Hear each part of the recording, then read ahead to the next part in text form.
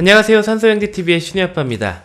제가 요즘 더글로리 같은 유명한 드라마는 못 봐도 재방송으로라도 꼭 챙겨보고 있는 TV 프로그램 5년 게임 리뷰 시간으로 찾아왔습니다. 5년 게임이란 방송이 안타깝게도 8회를 마지막으로 종영이 됐어요. 제가 평소에 이 프로그램이 정말 보통의 부모님들에게 많이 도움이 된다고 생각을 하고 추천을 드리고 있었는데 이렇게 빨리 종영이 돼서 참 아쉬운 마음을 감출 수가 없습니다.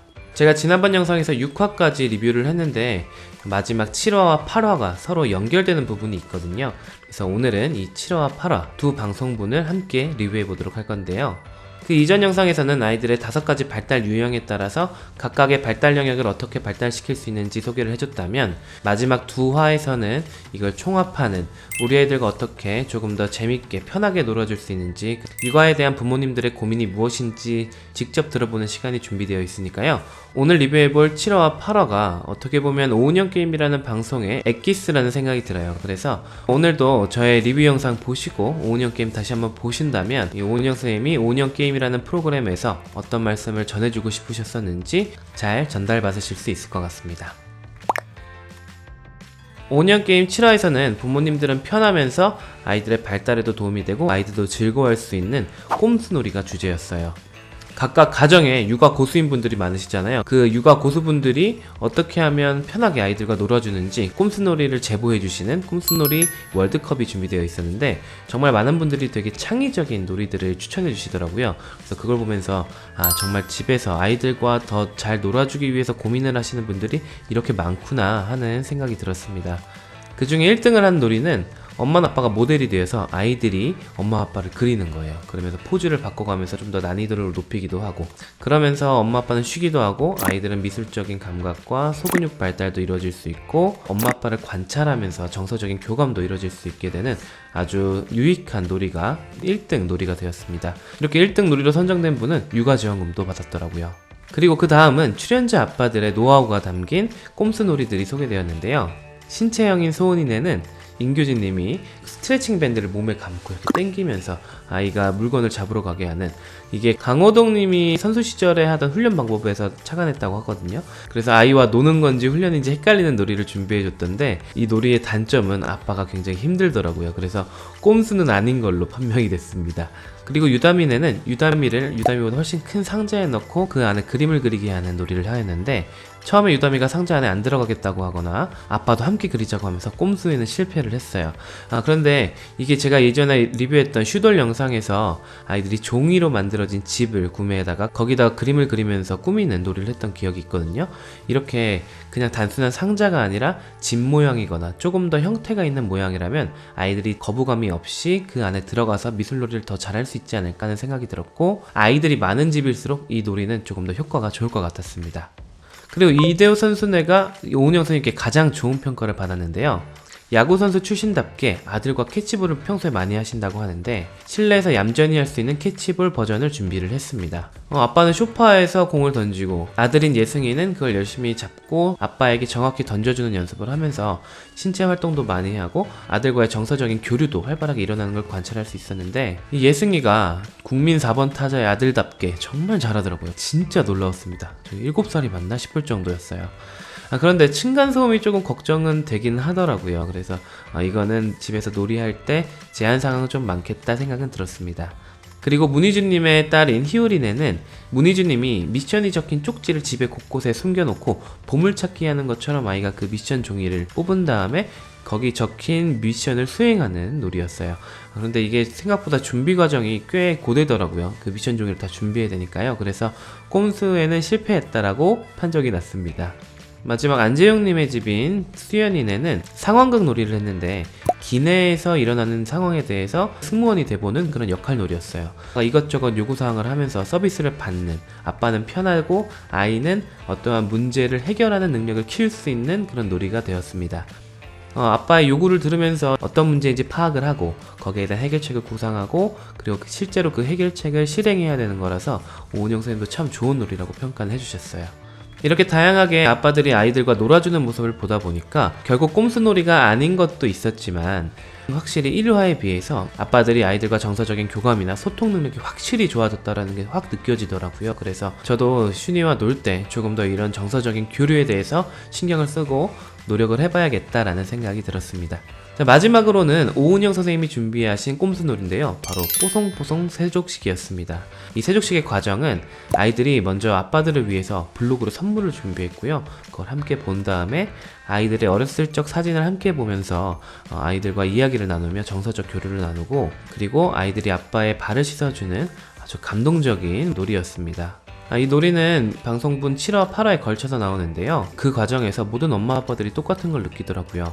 우리 아이가 언제 이렇게 컸나? 아이들이 발을 씻어주는 게 이렇게 감동적인데 나는 왜 우리 부모님에게 한 번도 발을 씻어드리지 못했을까 하는 후회도 든다고 했습니다. 저도 이 장면들 보면서 정말 감동받고 눈물을 많이 흘렸는데, 저도 생각해보니까 저희 부모님 발을 제대로 닦아드린 적이 없는 것 같아요. 그래서 이번 기회에 저희 집에서도 저희 슌이랑 저희와 함께 저희 부모님에게 세족식을 한번 해드릴 계획입니다. 이 영상 올라가기 전에 해드릴 수 있으면 좋겠네요. 8화에서는 앞에 뽀송뽀송 세족식에 이어져서 방송이 됐고, 그 다음에는 이 프로그램의 마지막 코너인 부모님 100명을 초대한 오은영 선생님의 토크쇼였습니다. 본격적인 토크쇼에 앞서서 재미있는 밸런스 게임들이 준비됐더라고요. 예를 들어서 밥 안 먹는 아이가 힘드냐, 잠 안 자는 아이가 힘드냐, 유치원 가기 싫은 아이와 집에 가기 싫어하는 아이, 그 둘 중에 뭐가 더 힘드냐, 아니면 하루 종일 징징대는 아이가 힘드냐, 하루에 한 번 쌩난리 피우는 아이가 힘드냐.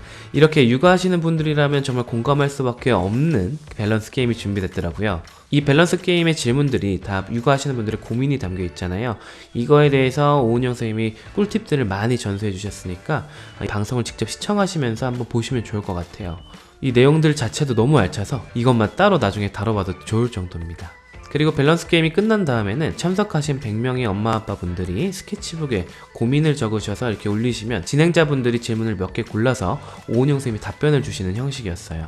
그리고 그 고민에 가장 공감을 많이 받은 분들은 특별한 선물이 준비되어 있었습니다. 방송에 선정된 고민들은 정말 많은 분들이 공감하실 만한 그런 내용들이었는데요. 조부모님이 함께 아이를 키우는데 교육관이 다른 문제라든지 아이의 과도한 미디어 시청 문제, 그리고 통제가 되지 않는 아이들에 대한 고민이었습니다. 오은영 선생님께서 조부모님과의 교육관, 육아관 차이에 대한 문제에 대해서는 사공이 많으면 배가 산으로 갈 수밖에 없다고 하셨어요. 하지만 이때 우리가 항상 염두에 둬야 될 건 아이를 키우는 모든 사람들은 아이를 사랑하는 마음이 그 기본이라는 겁니다. 그렇기 때문에 이게 옳다 그르다의 싸움으로 가면 끝이 날 수 없는 싸움이라고 하셨어요. 그리고 조부모님이 손주들을 돌봐주시는 게 당연한 일은 아니잖아요. 조부모님이 손주를 돌보시는 거는 특별히 더 노력을 해주시는 거니까 이거에 대한 감사한 마음을 표현하기도 하고, 그리고 이런 교육관의 차이를 좁히기 위한 소통을 조금 더 해야 된다고 말씀을 하셨습니다. 그래서 주기적으로 양육 회의 시간을 갖는 게 어떨까라고 그렇게 제안을 해주셨는데, 그렇게 소통이 잘 되지 않고 자꾸 부모님들과 조부모님이 싸우게 되면 우리 아이들은 싸움의 원인을 자기 탓이라고 생각을 한대요. 그렇기 때문에 어른들이 그런 교육관에 대한 공통된 합의를 찾는 게 중요하다라고 말씀을 해주셨고, 그런데 사실 제가 많은 부모님들하고 얘기를 하다 보면 조부모님과 부모님 사이에 그런 의견이 좁혀지지 않는 경우가 진짜 많아요. 그리고 소통이 잘 안 되는 경우도 많거든요. 근데 이런 소통에 노력을 하지 않는 것보다 하는 게 훨씬 좋으니까요. 모두가 마음을 열고 서로 육아관과 교육관에 대한 차이에 대해서 서로 평화적인 방법으로 하나의 가치를 추구할 수 있도록 노력해야 될 것 같아요. 그리고 만 4세 아이가 식음을 전폐할 정도로 과도한 미디어 시청을 하는 아이에게 오은영 선생님은 아이의 미디어 시청을 퇴출하라고 하셨습니다. 부모님 입장에서는 교육에 도움이 된다니까 교육용 태블릿을 아이에게 사주셨다고 하는데, 사실 만 4세 아이가 학습적인 것보다 더 중요한 건 사회적인 능력을 키우는 게 훨씬 더 중요하고, 동영상은 결국 간접적인 경험이기 때문에 직접적인 경험으로 세상을 파악하는 게 되게 중요하다고 하셨어요. 그리고 이렇게 엄마가 그만 보라고 했을 때 반항을 하는 거는 부모님의 말을 귀담아 듣고 속상한 말도 받아들일 수 있어야 되는 능력이 결여되는 거라고 합니다. 이렇게 되면 사회적인 지침과 규칙에 대한 순응을 하는 능력이 떨어지기 때문에 결국 이 아이는 자기 마음대로 사는 사람이 되게 되고, 이런 성격의 사람이라면 학습이라는 건 당연히 이루어지지 않게 된다고 설명을 해주셨어요. 이건 정말 맞는 말씀인 것 같은 게, 학교에서도 왜 우리가 정해진 시간에 앉아서 공부를 해야 되잖아요. 공부해야 되는 시간에 공부해야 되고 노는 시간에 놀아야 되는 그런 규칙을 지켜야 되는데, 이런 기본적인 것도 지켜지지 않는 아이들은 이 부모님이 생각하는 학습을 정말 할 수 있을까요? 저는 그렇지 않다고 생각합니다.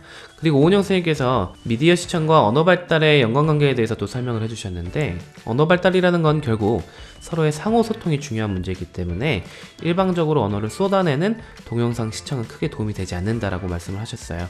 그래서 우리 아이들이 부모님과 소통을 하면서 언어 발달을 꼭 해야 된다라는 거 모든 분들이 기억하셨으면 좋겠습니다. 그리고 마지막 고민이 정말 제일 심각했는데, 3남매를 한 엄마가 독방 육아를 하시더라고요. 진짜 대단하죠. 근데 이 아이들이 모두 비글 같아서 집에 벽지도 다 뜯고 냉장고도 막 다 찌그러져 있고 교통사고가 날 뻔도 하고 하면서 통제가 되지 않는 아이들이라고 하더라고요. 그 얘기를 듣고 거기 계신 모든 분들이 탄식을 하셨습니다. 그런데 알고 보니까 첫째 아이가 발달장애가 있어서 둘째, 셋째 아이들도 함께 힘든 집이었고, 사실 이 고민의 강도는 일반적인 부모님들이 갖고 있는 것과 다르게 병원의 도움이 좀 필요한, 어쩌면 금쪽이 같은 데 나오셔야 되는 그런 문제가 아니었나 싶어요. 다행히 이 어머님의 고민이 가장 많은 분들의 공감을 얻었고, 1등 상품으로 오은영 선생님과 1대1 면담 시간을 가질 수 있게 되었습니다. 이 어머님이 정말 많이 우시더라고요. 오은영 선생님께서 정말 따뜻한 위로의 말씀을 많이 해주셨어요. 오은영 선생님이 이 어머님께 해주신 위로의 말씀들이 보통의 우리 엄마 아빠들에게도 굉장히 공감되는 내용들이 많았습니다. 특히 어떤 말들이 가장 인상 깊었냐면, 우리는 완벽한 인간이 아니기 때문에 우리가 완벽한 부모가 될 수 없다는 사실을 인정해야 된다고 하셨어요. 하지만 그 과정에서 내가 아이에게 못하는 점에 대해서 자책을 하기도 하는데, 그 자책을 하는 것 자체가 자녀를 사랑하는 뜨거운 진심이라는 표현을 해주셨습니다. 이 말씀이 굉장히 가슴에 와닿더라고요. 그리고 아이들에게 부모님은 우주이기 때문에 아이들이 편안하게 자랄 수 있도록 부모님이라는 우주가 가장 단단하고 편안한 우주가 되어주자 라는 말씀을 해주셨어요. 이 방송을 저는 슈니 엄마랑 같이 봤는데, 이 말씀을 들으니까 저희도 함께 눈물을 흘리면서 그래, 우리가 조금 더 마음을 다잡고 아이를 사랑하는 마음으로 아이를 키우자 라는 다짐을 할 수 있었습니다. 오은영 게임이라는 방송은 8회라는 저에게는 짧은 편성으로 종영이 되어버렸는데요. 앞선 영상에서도 제가 말씀을 드렸지만, 오은영 선생님께서 요즘 출연하시는 방송들이 정말 너무 큰 문제가 있는 아이나 집안, 가족들에 대한 이야기이기 때문에 그런 자극적인 주제들에 대해서 솔루션을 주시는 걸로 오은영 선생님이 출연하시는 프로그램들의 주제들이 너무 치중되어 있었어요. 하지만 제 생각에는 우리 아이를 키우는 가장 보통의 집의 아이들이 정말 대다수인데, 그런 아이들에게 도움이 될 수 있는 방송이 조금 더 나왔으면 좋겠다라고 생각을 했거든요. 그런데 마침 그때 나온 게 이 오은영 게임이란 방송이었습니다. 그래서 아이를 키우는 가장 보통의 집이라면 이 방송이 정말 많은 도움이 될 수 있을 것 같아서 개인적으로 굉장히 반가웠고요. 우리가 아이를 키우는 것이 굉장히 힘든 것은 우리 아이들이 하나하나 남들과도 다르고, 형제라도 그 형제들끼리 다 다르고, 그래서 아이들마다 대하는 방법이 제각각 다르기 때문인 것 같습니다. 아이들마다 아이에게 잘 맞는 양육법과 육아법은 다르기 때문에 우리 아이에게 가장 잘 맞는 것을 고르기는 정말 어려워요. 그렇기 때문에 저는 우리 부모님들이 더 근본적인 것을 다잡고 아이를 키우시는 게 좋은 방법이다라고 생각을 하거든요. 그것은 바로 아이를 사랑하는 마음입니다. 그리고 우리 아이를 들여다보면서 우리 아이는 어떤 시각을 가지고 있는지, 우리 아이는 엄마 아빠와 어떤 소통을 하고 싶어 하는지를 한 번 더 생각을 해준다면 그 어떠한 육아법을 선택하는 문제보다도 조금 더 아이들을 행복하게 키울 수 있다고 생각을 해요. 요즘 정보들도 너무 많기 때문에 여러 가지 육아법들에 대해서 공부를 많이 하실 텐데, 이런 기본적인 틀이 잡혀 있지 않는다면 그런 정보들이 오히려 우리 아이를 대하는 게 더 어렵고 혼란스럽게 느껴지게 만들기도 합니다. 그렇기 때문에 우리 엄마 아빠들이 다시 한번 내가 우리 아이를 사랑하는 마음과 우리 아이의 입장에서 한 번 더 생각해주는 마음을 가지시길 바랄게요. 오늘 리뷰 영상의 마지막은 소아정신과 선생님들께서 많이 말씀해주시는 이야기로 마무리하도록 하겠습니다. 평범한 부모가 충분히 좋은 부모입니다. 우리는 지금 충분히 좋은 부모님의 역할을 해주고 있으니까 조금 더 힘내셨으면 좋겠습니다. 지금까지 오은영 게임 리뷰 영상을 시청해주셔서 감사드리고요. 다음에도 우리 아이들을 더 행복하고 건강하게 키울 수 있는 영상으로 저는 찾아뵙도록 하겠습니다. 감사합니다.